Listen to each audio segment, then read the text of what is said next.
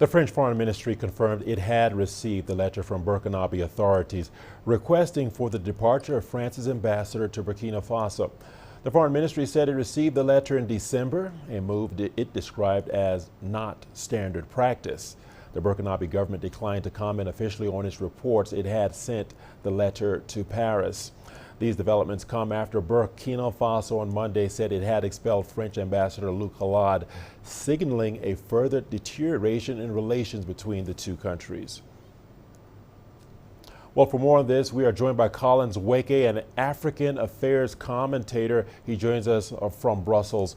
Collins, welcome to the program. Welcome to Africa Live. Now, Burkina Faso has just expelled the French ambassador from Ouagadougou. My question to you is, what is driving the breakdown of ties between these two countries? Collins? Yeah, thank you for having me. I believe you can see the breakdown of ties between these, old allies from two broad perspectives. Perspective number one is essentially the perception of French activities in that region. I mean, they have had a military presence translated in the, Barkhane arrangement and, to name just one. So it is fair to actually say that one way or the other, they have helped actually to,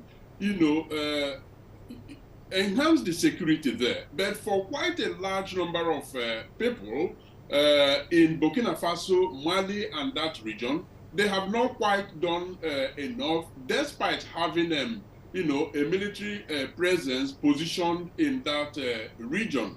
Now, another aspect linked to that is the fact that France is becoming more and more unpopular in that region, and the other parts of African countries where they were colonial masters. The link between France and the economy of this Africa has come under very, very strong scrutiny in recent past, and to a large extent, it is helping to fuel some of these anti-French sentiment in the area. Now, on the other hand of the spectrum, and that is the perspective number two, is essentially the Russian unseen hands in all of these, crises. Take, for instance, the Russian mercenaries from the Wagner group, which has a very close tie to Kremlin. It is also said that they are actually helping to finance all of these uprisings. And then if you add that to the newcomers, so to speak, into the African countries versus the old colonial masters that could very well be called imperialists, you now begin to see the battle for competition within Africa. On the one hand, you have countries like Turkey and Russia trying to have a slice of the cake. So essentially, you can conclude that this is the battle, the new battle for Africa. And that battle is between the old imperialists and the new comers. Collins, let's explore the unpopularity of France a little more. There are similar tensions with France in Mali and CAR, countries that are already struggling with security. How is this tension likely to impact the fight on security in the region, given the integral role France has played on the security front in the Sahel? Collins? It will certainly not be a positive impact. And let's also look at it from the broader perspective of the EU.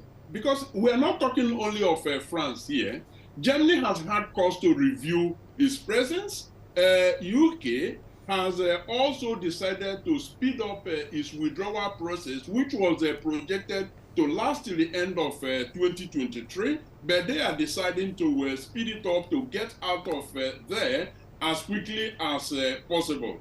And France, of course, is rejigging its presence, its military presence in Africa, in the Sahel region, to be more specific. So essentially, what that means is that they are actually handing a gift to the Islamic insurgents who have, continued to do a whole lot of harm to the security of that region.